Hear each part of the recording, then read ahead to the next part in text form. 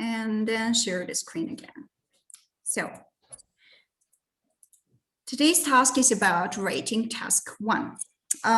So while I'm talking, I'll be talking about 2 parts. They are general training for IELTS writing task 1 and also the academic.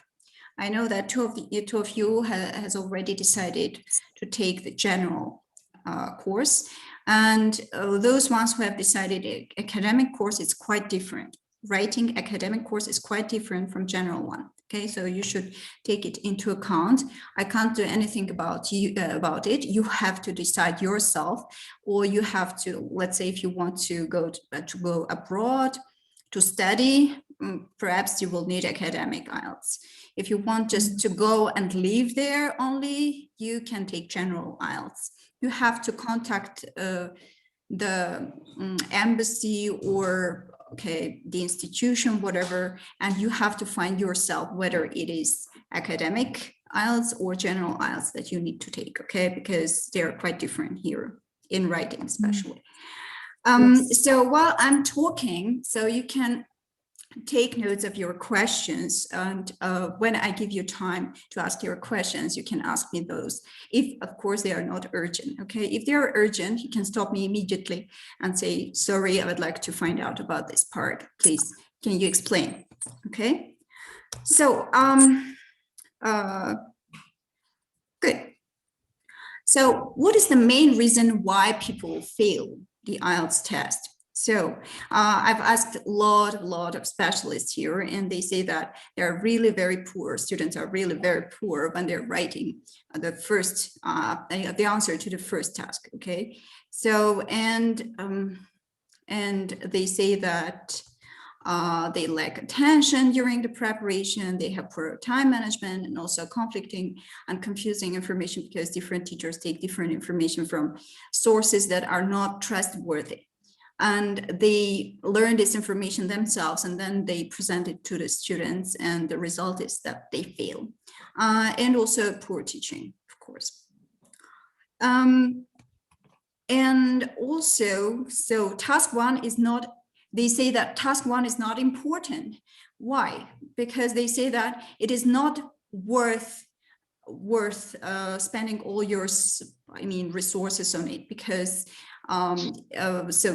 because task 2 is more important, as it is double the worth of the first compared with the first one. Okay, but let's say it's the 1/3 of what you have, okay, of the whole score. Let's say you have a bank account, okay, and I want to take from your bank account, I want to take the, let's say, 1/3 of your salary.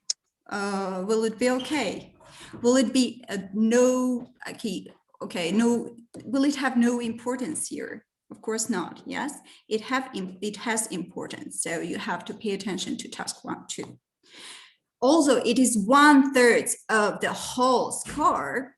Okay, so the task 2 is a double score. Okay, but it is still important. You have to pay attention to it.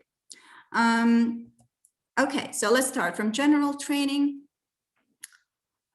You will be asked to write a letter, okay? And it does not change all the time. For task 1, if you're taking general training format, so you are going to write an email, okay? And you are very lucky here. Woohoo, you should be very happy, because this is much easier than task 1 academic. You will find out about it later. There's a lot of conflicting and confusing information out there, but just follow what I say to you and you will be fine about it, okay? It's easy, it's much easier than you think. So here you can see an example of general training IELTS writing task 1. And I've taken this example from a real source, for normal academic source. Here you can see the source is IELTS.org. So I've told you about the 4 trustworthy websites from where you can take the materials for practice, and you can practice them from there. And the other websites usually are not good, and you better not use the materials there because they can be really confusing. Here you can see an example of a general IELTS writing task 1. So I wrote here the word count. It must be 150 words or more. So if it is 155 till 200, it's all right, don't worry, okay? But not more than 200, okay? Don't spend too much time on it. 150 up to 200 words is all right, okay? But if you have less than 150 words, you are in trouble, okay? You will lose some points there. Don't do that, okay? Be sure that you write 150 up to 200 words. No more, no less, okay? Okay. So the first thing you have to decide is the tone. What is the tone? The tone or the register, okay? We call it both ways in English. It's either formal or informal, okay? So how can we know? It's very easy. If it says, write a letter to your friend is a very close person to you, okay? So it's informal. You should know it's informal. Anything else is formal. And you do not put your own experience into deciding this, okay? So what I mean here is that, let's say it says, write a letter to your boss. Okay, and you say, okay, I'm in very close relationship with my boss. Sometimes we eat together, we drink together. So no one is coming and checking whether you have close relationship with your boss or not, okay? So the task here is that wants to check whether you understand what kind of tone you have to use. If it says, write an email to your friend, you definitely can know that it is informal. And you have to use informal tone, okay? So when it is something else, it is formal. That's simple, okay? Don't make it more complicated, okay? So here an example is an example of this kind of a task, again, from the same Take IELTS BritishCouncil.org source. So it says, a friend has agreed to look after your house and pet while you are on a holiday. So it says a friend, okay? It means it is informal, right? It says friend, it's informal. You already know about the tone. Okay, now let's look at the strategy and the structure. The format is always the same. This means that you can structure your answers in the same way and apply the same structure and the strategy every time, and you won't have a problem here. Okay, let's see the strategy. You see the arrows here. I put arrows to the first paragraph, which says, gives some information about the background, and then comes the 3 bullet points underneath. So all the time you have the same format, okay? And if you follow the strategy and the structure, everything will be all right. Let's talk about the structure in details. You have to start, first you decide about the tone, okay? Let's say you're writing to your friend, okay? Informal. You make up a name. You start your letter with dear. Dear, let's say Marie. My friend's name is Marie. Okay, and then you write paragraph 1. Paragraph 1 is going to be about stating your purpose of letter, okay? Use the information in the task here, like the first arrow I put, okay? So the first paragraph is going to be about the purpose. Okay, you can say, I am writing. Okay, let me show another example here. A friend has agreed to look after your house and pet while you're on holiday. Let's say you're starting your letter like this. Dear Marie, I'm writing to let you know that I'm going to be on holiday and I would like to ask you to look after my pet. Okay, something like this. It will be the purpose. You should start your letter like, I'm writing to. That means what the purpose of your letter is about. Okay. First one, the first paragraph will be your purpose. Okay. Second paragraph is bullet point 1. Third paragraph, bullet point 2. Fourth paragraph, bullet point 3. And then you sign off. Let me show you the bullet points one more time. Here you see 3 bullet points. Give contact details for when you are away. Give instructions about how to care for your pet. And bullet point 3 is describe other household duties. Okay, so this will be about your paragraphs 2, 3, and 4. And in the end, you sign off. You write. If it's informal, you can write love. Boros, love, I don't know, someone, okay, Bob, okay. Okay, let's discuss the strategy. I said already what you include in paragraphs 1, 2, 3, 4. And here in paragraph 1, you state the purpose of the letter. You can say, I'm writing to, and then you say the purpose, and then you can paraphrase what you have in your information list. Okay, so paraphrasing means saying the same thing using different words or phrases. Okay, exactly the same thing using either synonyms or some explanations with different words. Okay, paragraph 2 is bullet point 1. Which will have nearly 50 words, bullet point 2, 50 words, and 3, 50 words again. It will be 150 already, right? And I told you that it should start from 150 and up to 200 will be all right. So plus the purpose part, paragraph 1, and the sign off, it will be nearly what we were expecting. Okay, now, strategy, read and understand the question. Decide about the tone, formal or informal. If it says your friend, it's informal. Any other cases is informal. Start your letter with a purpose. State purpose by paraphrasing the question, saying the same thing, but with different words. Write paragraph for bullet point 1, 2, 3, then sign off appropriately, depending on whether the tone is formal or informal. Okay, if it's informal, you can say love. If it's formal, you can say sincerely, best regards, things like this. And of course, the last point is check vocabulary and grammar.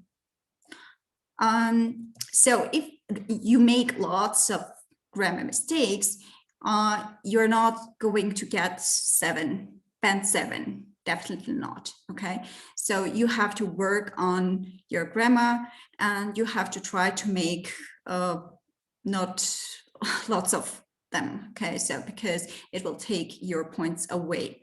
And of course, the correct vocabulary is also appropriate vocabulary is also necessary to use. Okay, key mistakes that students make in this task. No clear purpose. Okay, you start your first paragraph by saying, I'm writing to, and then you say why you're writing. You're paraphrasing whatever is written there. Okay, make it clear. Wrong tone. Let's say it says, write to your boss, and you write like, hello, how are you? Things like this. Okay, it's not the right tone. Dear Mr. or Mrs. Okay, this is formal English way. It's a formal way of addressing people in English. Okay, and consistent tone. What does it mean? Consistent. When it is inconsistent, it means you use either both formal and informal tone in one context. It is a catastrophe. Okay, so you have to avoid it. You have to choose either formal or informal, to not mix them. Okay, so in IELTS, don't do it. Okay, maybe in work environment, in other cases, okay, it's okay, maybe sometimes to mix the tones. But in IELTS, no, don't do that. Okay, next one, paragraphing. What does it mean? So sometimes when you're writing, the reader it's not clear to the reader where the paragraph starts, where it ends, where the new paragraph starts. Okay, it's not clear. That is why you should skip a line after each paragraph. Skip a line, start a new one. Skip a line, start a new one. Okay. And not developing the main idea, you have to develop it. Okay, you don't only mention and then go on. Okay, you have to go deeper into it. Relevant ideas. I wrote here, do not speak about Bosch, because everyone knows about Bosch. Armenians know because we make this soup, and the Russians know, and the Ukrainians know, everyone knows about it.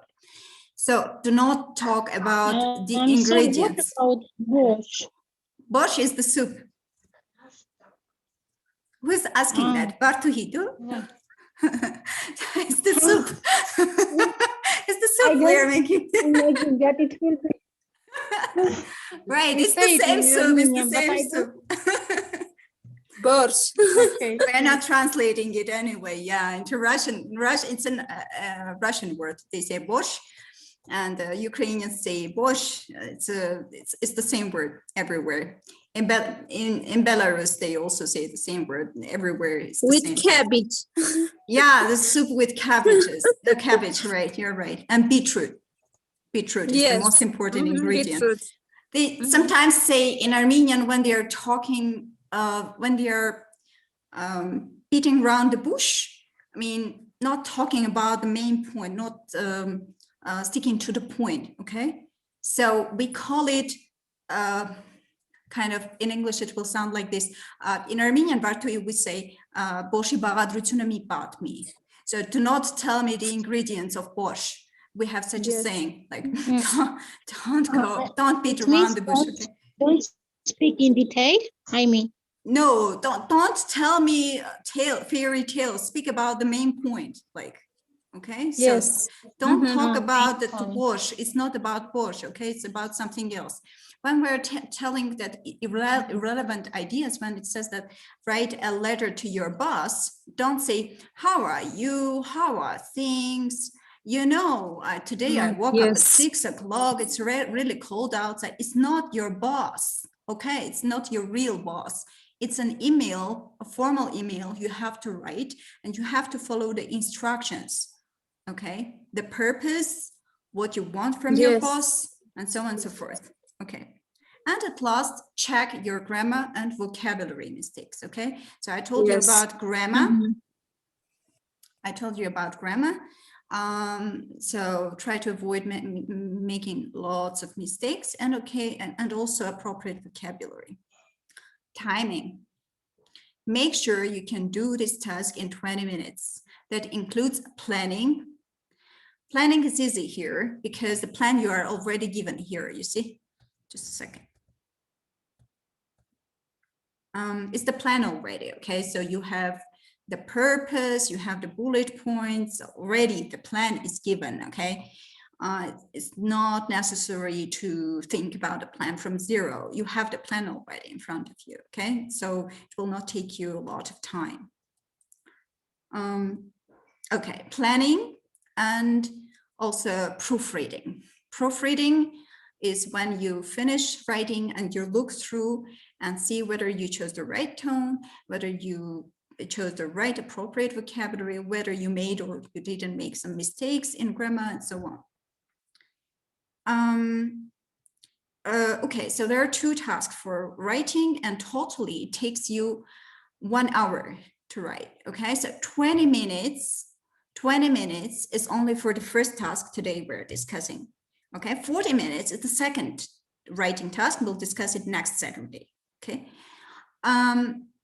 Okay, so you can decide. You can first write the second task, then the first task, or first task, second task. You can decide which order you choose yourself. Okay, no one tells you to do first this or that. You decide.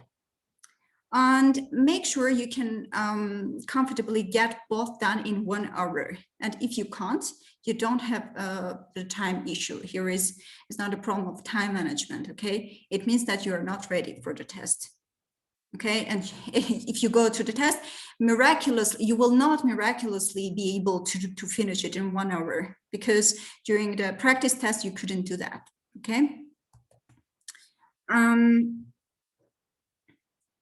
Just a second. Yeah. Before we go to academic English, task 1, writing. And I want you to tell me what your impression is about this one. And if everything is clear, or if there are some fears or difficulties that you think are impossible to overcome. Questions, opinions? I have a question Sure about thing. formal and informal. How strict are rules that divide the language into formal and informal? It is really strict. It's strict, but at the same time, it's very easy and straightforward, I would say. No need to make it complex yourself. Okay, so it's just a list of phrases, yes? Sure thing. We were discussing, by the way, we just love this way of writing formally, informally. Yeah, this is formal, this is informal. You should use special vocabulary for this type and for that type. There are some differences that you need to memorize the vocabulary. And if you see that it says write to your friend, you definitely know it's informal. You can write more in a free way. But if it is not your friend, anyone else is going to be formal. I'm sorry. Sure. Shall we write 1 letter or 2? One. Yes, we must. In 20 choose, minutes. 20 minutes. And we shall send it to you. It's not a homework yet. It's about a test. Okay. In the end of today's lesson, I will tell you about a homework, what you should do. Okay. We'll discuss the homework in the end. Thank you. Okay. Any other questions? Nope. Okay. Is everything clear, or maybe there are some things that you find really complicated or unusual that you haven't ever done before? Liana, are you already at home?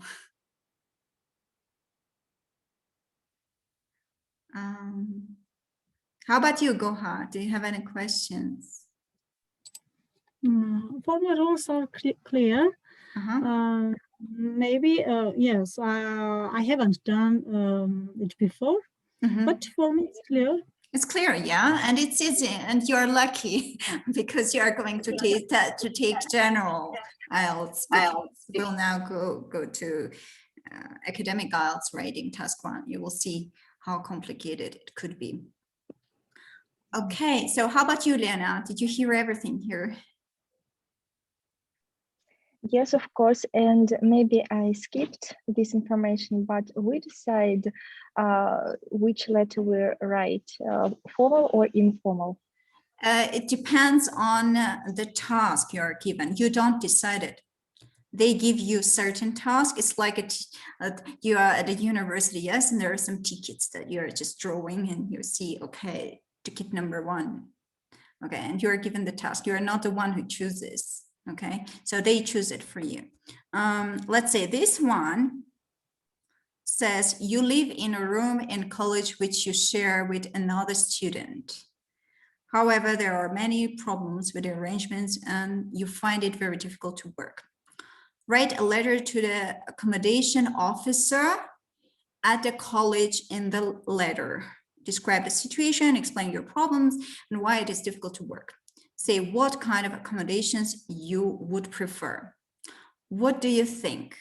Is it formal or informal? It's formal. Easy, right? Yes. Yes, I think I skipped this. Sure. And the other one I showed you later. Oh, where is it? It was earlier, I guess. Yeah, this one is informal because it says a friend. Okay, if it's your friend, if it's a friend, so it is informal. In the other cases, it is formal. It's that easy. Okay, take it as simple as that. Okay, don't make it complicated. General IELTS writing task 1 is really very easy, especially compared with academic 1. You will see now. Academic. Okay, so what is the most complicated thing here is that you can't predict the topic. Never. Never. And you have to accept it. And this task is not for oh my God students, okay? So whenever you see this kind of a task, the first thing you say is, oh my God, I'm not going to do that. Oh, it's so complicated. I don't understand the task. How am I going to answer? So it's not for oh my God students. And if you say that from the very beginning, you are going to fail. You will not concentrate on the task and you will not do it. For example, there are some students that say, I'm a nurse. Why do I have to write about a car, how the cars are manufactured? Okay, but accept that it's not about the knowledge of manufacturing the cars. You shouldn't know anything about the cars. But the task here checks not your knowledge about the cars and car manufacturing, but your knowledge and your skills about how you read the information. How you can read the information, read and explain, okay, in written form.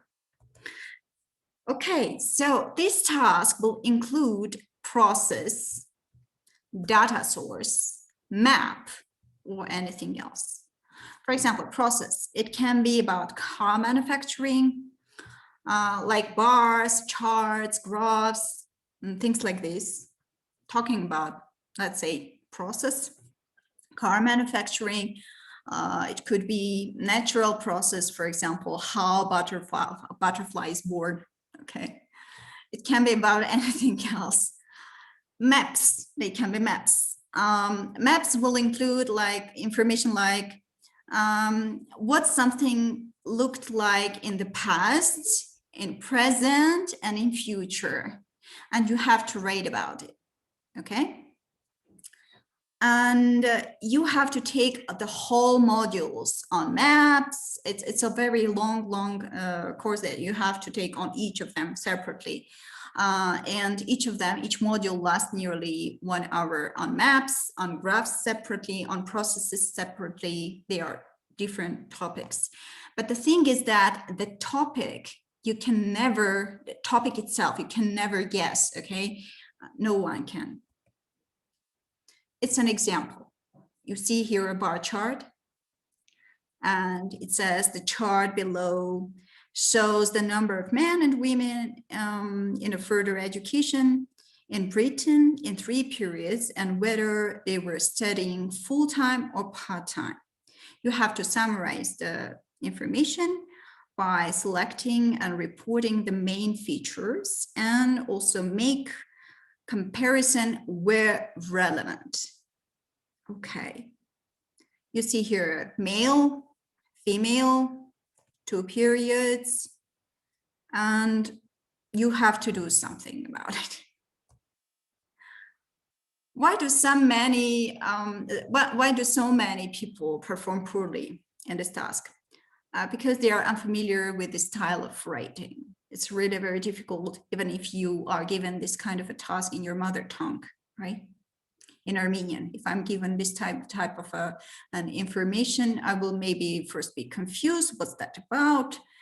And then I will try to find out what it says, but maybe till the end I will not understand, okay? So it's really very difficult because people are not familiar with the style of writing, okay?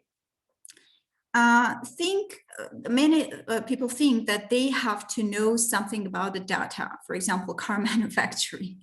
No need to know anything about it. You have to just look at the information and tell whatever you see on the chart, okay, or on the graph. And highly confusing and conflicting information out there. Yeah, you should concentrate on one source, okay? So, and follow that route. And many teachers follow this confusing, well, yeah, this is also about like there is a lot of confusing information. The teachers take them, then they transfer it to their students, and that is why they fail. And there is no one strategy here in the academic task 1, writing task 1, that enables you to answer any question. You need to be flexible here, okay? You can be given any topic to write about in this task. Strategy and structure. So paragraph 1 is the introduction. So you can move its position from the first paragraph to the last paragraph. Okay, you can decide. You can put it in the first paragraph or in the fourth paragraph, the intro part. Then paragraph 2 is the overview. 3 is detail number 1. You give already the details about what you see. And 4 is detail number 2. Let's go deeper. There are 5 steps. 5-step plan. 1, understand the question fully. 2, write your introduction. 3, pick out key features and write overview. It has no details in it. Okay, so it's just the main about the main features. 4,